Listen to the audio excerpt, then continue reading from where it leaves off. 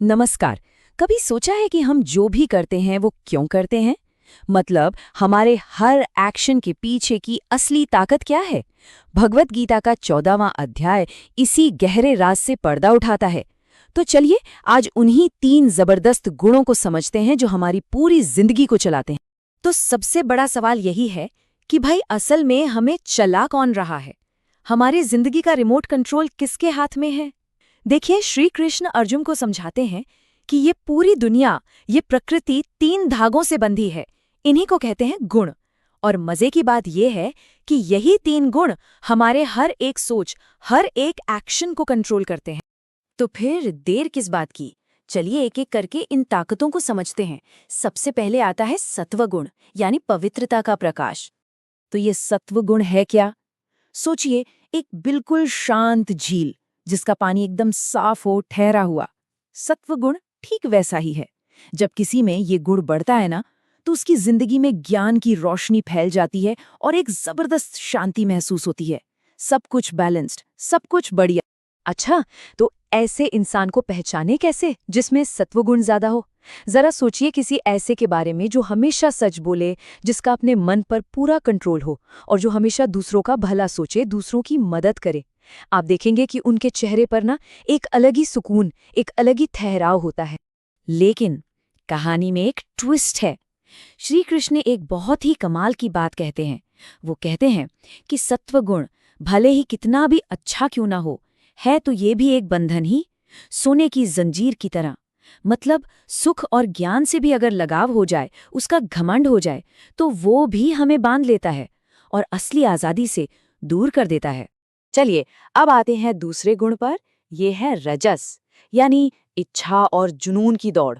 रजस गुण ना हमारे अंदर की वो आग है जो हमें दौड़ाती है कुछ करने के लिए, कुछ पाने के लिए। ये इच्छाओं की, जुनून की एनर्जी है जिसके असर में इंसान एक कभी ना खत्म होने वाली रेस में लगा रहता है। हमेशा और चाहिए, कभी सेटिस्फैक्शन मिलता ही नहीं। और ये दौड़ किस चीज की है? अरे वही पैसा, पावर, इज्जत, सक्सेस। रजस गुण हमें इन सब दुनियावी चीजों के पीछे भागने की ताकत देता है। अब देखिए, रजस का एक प्लस पॉइंट भी है। ये हमें मेहनती बनाता है, एक्टिव रखता है। लेकिन प्रॉब्लम कहाँ आती है? प्रॉब्लम तब आती है जब हम काम के रिजल्ट से बुरी तरह चिपक जाते हैं। मुझे ये मिलना ही चाहिए। और बस यही अटैचमेंट हमारे मन में बेचैनी और अशांति भर देता है। और अब बात करते हैं तीसरे और आखिरी गुण की, तमस। ये है अज्ञान और आलस का घना अंधेरा। तमस जो है ना, वो सत्व का एकदम ऑपोजिट है। ये मन का वो अंधेरा कोना है जहां इंसान आलस, लापरवाही और कंफ्यूजन में बस खो जाता है। एक ऐसी धुंध जहां सही क्या है, गलत क्या है, कुछ समझ नहीं आता। तमस से भरे इंसान को पहचानना मुश्किल नहीं है। ये वो लोग हैं जो हर काम को टालते हैं, कल कर लेंगे। इनकी सोच हमेशा नेगेटिव होती है और ये असलियत से दूर अपने ही एक भ्रम की दुनिया में जीते रहते हैं। यहाँ पर श्री कृष्ण की वार्निंग बिल्कुल साफ है, एकदम सीधी। वो कहते हैं कि तमस इंसान की तरक्की का सबसे बड़ा दुश्मन है। ये उसे ऊपर नहीं बल्कि हमेशा नीचे की तरफ ही खींचता है। तो चलिए इन तीनों को एक साथ रखकर देखते हैं। देखिए, सत्व है पवित्रता, जो शांति तो देती है पर सुख के अटैचमेंट में बांधती है। फिर है रजस, यानी इच्छा, जो बेचैनी पैदा करती है और हमें कर्म के फल से बांधती है। और आखिर में है तमस, यानी अज्ञान, जो आलस लाता है और लापरवाही में जकड़ लेता है। तो सवाल ये है कि अगर ये तीनों ही गुण हमें किसी न किसी तरह बांधते हैं, तो क्या इनसे आजाद होने का कोई रास्ता है? बिल्कुल है। चलिए अब यही जानते हैं कि इन गुणों के पार कैसे जाया जाए। श्री कृष्ण एक ऐसी अवस्था के बारे में बताते हैं जिसे कहते हैं गुणातीत। गुणातीत मतलब जो गुणों से अतीत हो, यानी गुणों से परे। ये वो इंसान है जो सत्व, रजस और तमस इन तीनों के असर से पूरी तरह आजाद हो चुका है। और यही असली फ्रीडम है। तो कैसा होता है एक गुणातीत इंसान? सोचिए, एक चट्टान की तरह, एकदम स्थिर। चाहे सुख आए या दुख, कोई तारीफ करे या बेइज्जती, उन्हें कोई फर्क नहीं पड़ता। वो अपना काम पूरी शिद्दत से करते हैं, पर रिजल्ट क्या होगा उसकी टेंशन बिल्कुल नहीं लेते।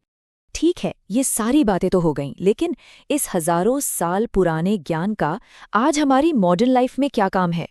चलिए देखते हैं कि इसे प्रैक्टिकली कैसे इस्तेमाल किया जा सकता है। गीता का मैसेज ना बहुत ही प्रैक्टिकल है।